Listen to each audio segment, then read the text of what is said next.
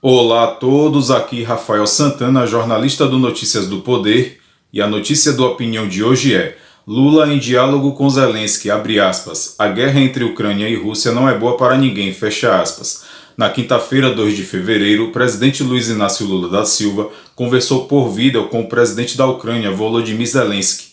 Em rede social, o mandatário compartilhou uma foto da videochamada, abre aspas, a guerra entre Ucrânia e Rússia não é boa para ninguém. O Brasil participará de qualquer esforço em busca da paz e reafirmei isso ao presidente Zelensky. Torço para que não existam mais mortes e para que se possa estabelecer uma política de diálogo, fecha aspas, diz Lula em rede social. Também em uma rede social, o presidente Zelensky comentou a conversa que teve com Lula, abre aspas, eu tive uma conversa por telefone com o presidente do Brasil, Luiz Inácio Lula da Silva.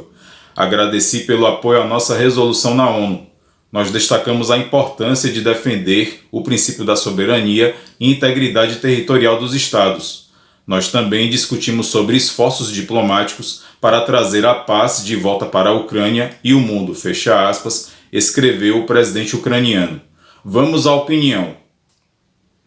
A guerra travada entre a Rússia e a Ucrânia já perdura há muito tempo, até o momento sem nenhuma possibilidade de acordo ou de negociação de paz para um possível cessar-fogo entre os dois países, com a possibilidade de retirada das forças militares russas como solução para o conflito entre os dois países, entre as duas nações. Rússia e Ucrânia travam uma verdadeira guerra sem tréguas. Trata-se de uma disputa, uma tragédia geopolítica que envolve os compatriotas dos respectivos países, que se encontram na zona de perigo e de risco que vem sofrendo novas tensões da Rússia com todo o seu potencial militar,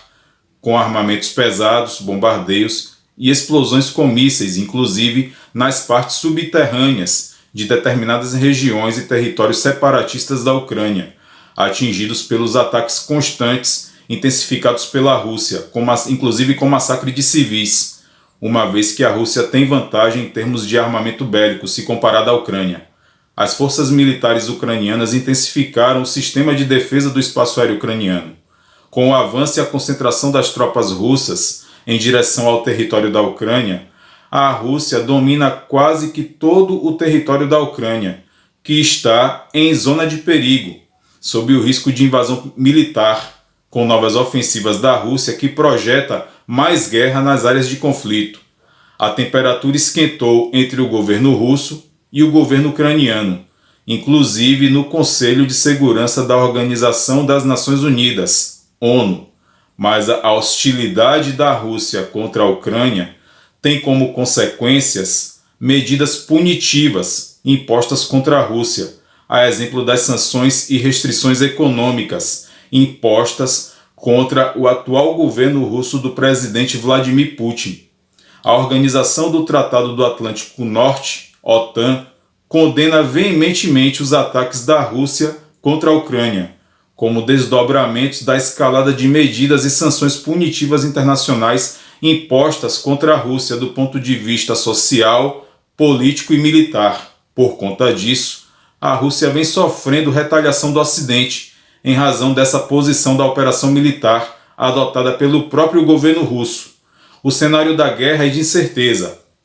Os impactos políticos e econômicos, ou estopim dessa guerra, resulta em graves consequências políticas, sociais e militares, pelo uso da força nas ações militares em proporções inesperadas por parte da Rússia contra a Ucrânia, o que faz Putin perder a popularidade, mas principalmente humanitárias, sem amparo, assistência e proteção aos civis e aos refugiados vítimas dessa guerra, que cruzaram fronteira com a Polônia, sob os riscos de conflito na iminência de se tornar uma verdadeira terceira guerra mundial. A Rússia é acusada de cometer crimes de guerra e violação aos direitos humanos e, além disso, viola a soberania da Ucrânia na tentativa de derrubar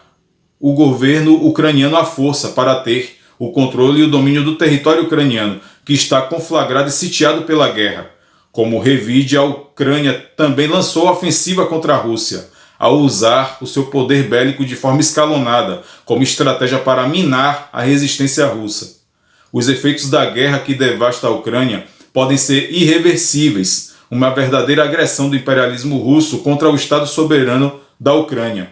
Ao contrário do posicionamento neutro ou de neutralidade do agora ex-presidente Jair Bolsonaro e do seu governo diante do conflito da guerra entre Rússia e Ucrânia, que fez o Brasil ir na contramão na relação diplomática no esforço para apresentar um posicionamento do governo brasileiro com a missão na tentativa de estabelecer e firmar um possível acordo ou negociação de pacificação para a possibilidade de um cessar-fogo entre Rússia e Ucrânia, o atual presidente Luiz Inácio Lula da Silva adotou uma atitude e um posicionamento de estadista e republicano ao dialogar com o atual presidente da Ucrânia, Volodymyr Zelensky, para colocar o protagonismo do atual governo brasileiro em evidência e posição do atual chefe de Estado brasileiro e do seu governo na relação diplomática do Brasil em apoio à Ucrânia, na tentativa de apresentar ou sugerir condições para cessar